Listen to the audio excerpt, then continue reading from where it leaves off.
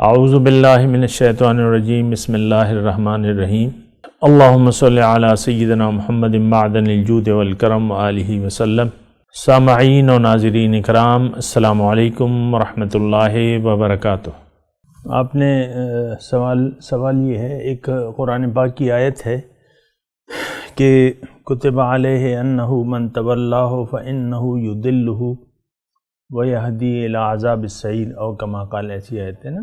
اس کا ترجمہ یہ ہے کہ یہ ابھی میں نے جو ہمارا واٹس ایپ ہے اس میں چند لوگوں کو بھجوائی تھی، تو بہرحال اچھا ہے، جس کی آپ کو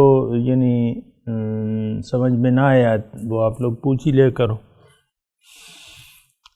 اور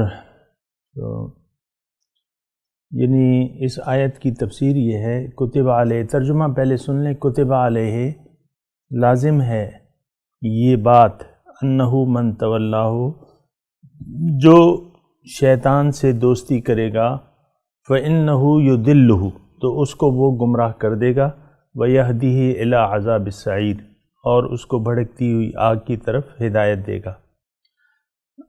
دیکھیں، اہم سوال ہے، دوستی کی بات ہو رہی ہے، تولا۔ انسان ایک بات جو ہے بنیادی طور پہ نوٹ کرنے کی ہے کہ انسان جب عاقل اور بالغ ہو جاتا ہے تو اس کی دوستی کسی نہ کسی سے ہو جاتی ہے۔ یعنی انسان دو قوتیں اس کے سامنے ہوتی ہیں، ایک اگر سادے لفظوں میں کہوں، ایک ظاہری قوتیں ہوتی ہیں اور ایک باطنی قوتیں ہوتی ہیں، یا اگر میں تھوڑا سا علمی لفظ کہوں تو ایک قوت جو ہے وہ شیطانی اور طاغوتی ہوتی ہے، اور ایک رحمانی قوتیں ہوتی ہیں۔ یا اگر میں دوسرے الفاظ میں کہوں تو اس کے سامنے دو راستے ہوتے ہیں، ایک سیدھا راستہ ہوتا ہے اور باقی تمام راستے غلط ہوتے ہیں۔ اگر یہ جان بوجھ کر سیدھے راستے کو اختیار نہیں کرے گا تو اس کا مقدر ٹیڑھے راستے بن جائیں گے، غلط راستے اور ٹیڑھے راستے۔ اگر یہ جان بوجھ کر اللہ تعالیٰ سے محبت نہیں کرے گا اور اس کو نہیں چنے گا اپنی دوستی کے لیے، تو اس کی دوستی جو ہے پھر شیطانی قوتوں سے ہو جائے گی۔ شیطانی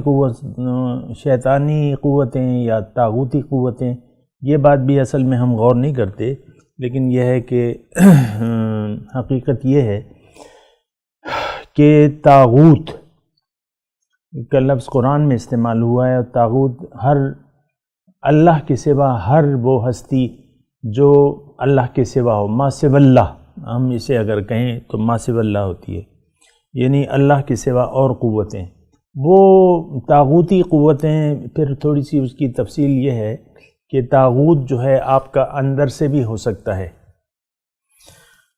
کون؟ آپ کا اپنا آپ کا اپنا نفس، یا آپ کا طاغوت آپ کا معاشرہ بھی ہو سکتا ہے۔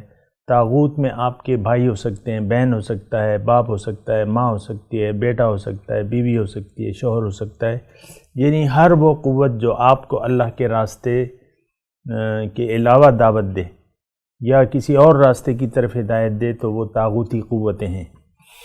انسان اگر پیدا ہوا ہے تو اس کو دوستی کرنی ہوگی رحمانی طاقتوں اور رحمانی قوتوں کے ساتھ۔ یہ بات ذرا نوٹ کر لیں۔ رحمانی قوتیں کون سی ہیں؟ بذات خود ایک اللہ ہے، اللہ تعالیٰ کی ذات جو ہے وہ رحمان ہے، رحیم ہے، لیکن اس کے ساتھ اور طاقتیں بھی ہیں، یعنی اور طاقتیں تو نہیں ہیں لیکن اس کی اور نشانیاں بھی موجود ہیں، جیسے کہ اللہ کے بعد اس کے رسول ہیں، پیغمبر کی ذات ہے، رسول کے بعد نائبین رسول ہیں، اللہ کے نیک بندے ہیں، اللہ تعالیٰ کے دوست ہیں، اولیاء اللہ ہیں۔ یہ سب جو ہے رحمانی ذات سے تعلق رکھنے والی تمام قوتیں جو ہیں وہ رحمانی، یعنی اس کو ہم رحمانی قوت تو خیر اللہ کی پاس ہے ایک، لیکن رحمان کی نشانیاں ہم یہ کہیں گے، رحمان کی نشانیاں موجود ہیں۔ تو انسان جب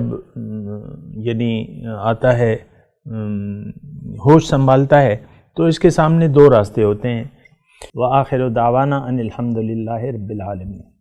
مولاي صل وسلم دائما ابدا على حبيبك خير الخلق كلهم